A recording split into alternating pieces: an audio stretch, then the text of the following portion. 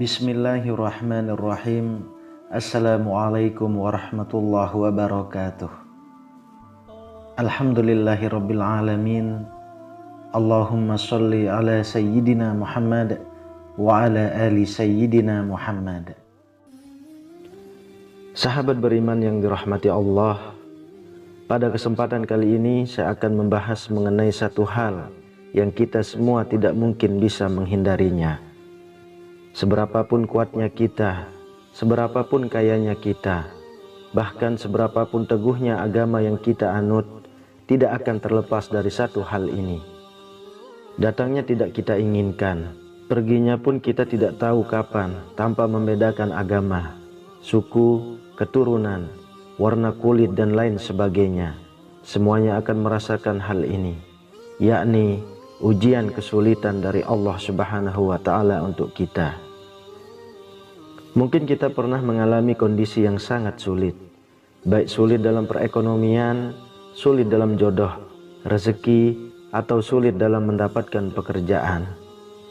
Dikala kita sedang diberikan ujian kesulitan, kebanyakan yang muncul di pikiran kita adalah rasa kecewa dan mengeluh. Seolah-olah ujian yang diberikan kepada kita ini ujian yang sangat berat. Seolah-olah kesulitan ini hanya terjadi pada kita, sehingga kita mempunyai pemikiran bahwasanya Tuhan tidak adil kepada kita. Setelah rasa kecewa dan mengeluh datang kepada kita, lalu pikiran kita akan disibukkan dengan membanding-bandingkan kita terhadap orang lain yang seharusnya lebih pantas mendapatkan ujian kesulitan ini, karena mungkin kelakuannya yang lebih buruk daripada kita, atau mungkin kita menganggap perbuatannya yang lebih tercela daripada kita. Akan tetapi, kenapa ujian kesulitan ini malah datang kepada kita, sedangkan orang lain yang seharusnya pantas menerima ujian kesulitan ini malah terlihat hidupnya cukup enak?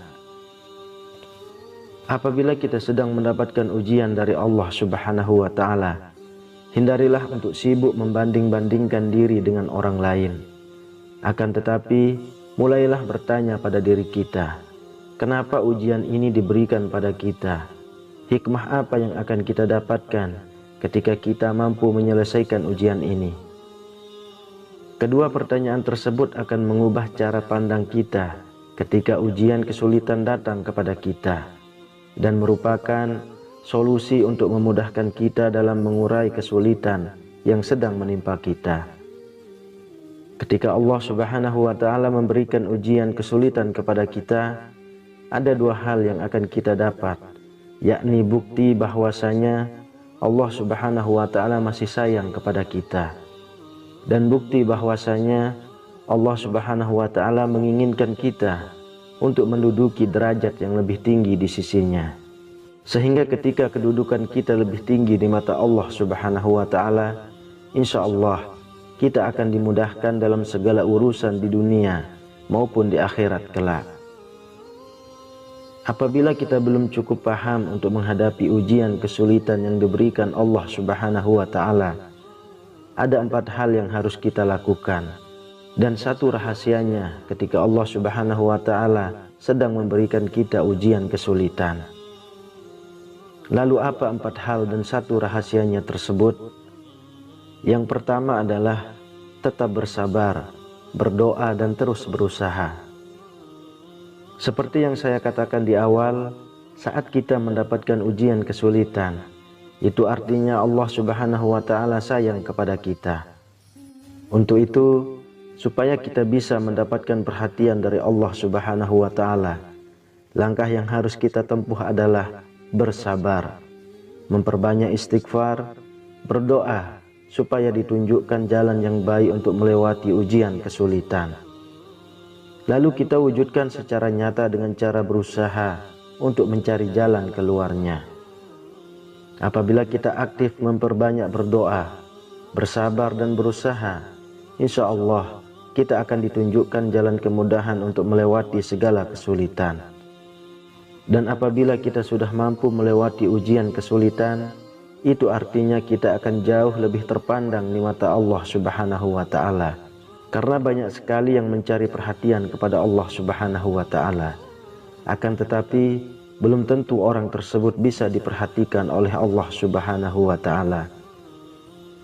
Saya berikan gambaran yang mungkin bisa membuka pikiran dari kita semuanya.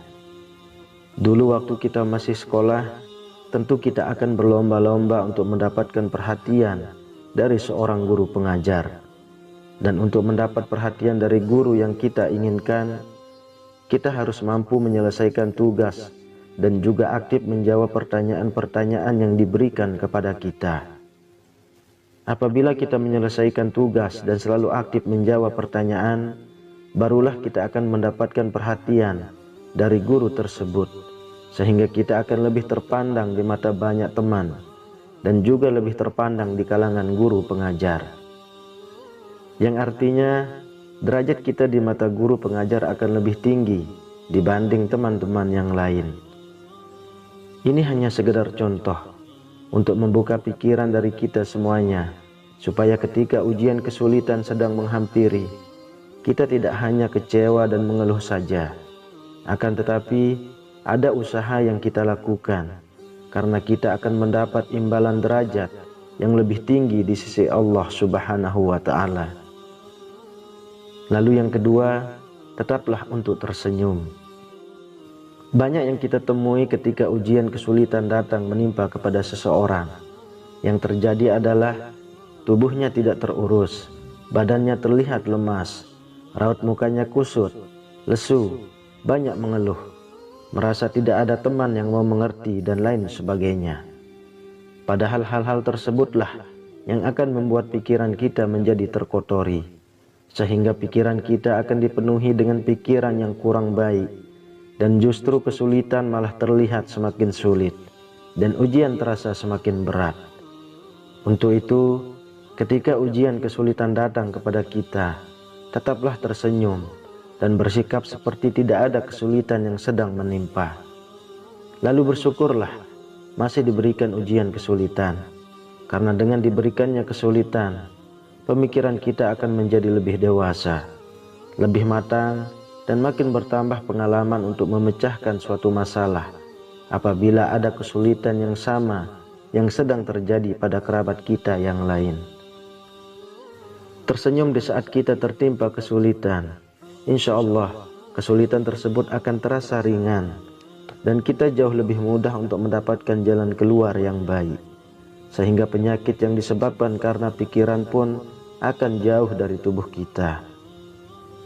Yang ketiga, tetaplah berbaik sangka kepada Allah Subhanahu wa Ta'ala. Perlu kita ingat bahwa Allah Subhanahu wa Ta'ala berdasarkan prasangka dari hambanya. Untuk itu, apabila ujian kesulitan sedang menimpa kita, hindari rasa kecewa, hindari rasa mengeluh, atau bahkan mengatakan Allah Subhanahu wa Ta'ala tidak adil. Karena rasa yang kita munculkan dalam pikiran maupun lisan, itulah rasa sesungguhnya yang kita alami, karena prasangka dari kita sendiri. Jadi ada satu rahasia dari kalimat Allah Subhanahu wa Ta'ala berdasarkan prasangka dari hambanya, yang tidak diketahui banyak orang ketika kita sedang diberikan ujian kesulitan. Dan kita ungkap rahasianya di sini.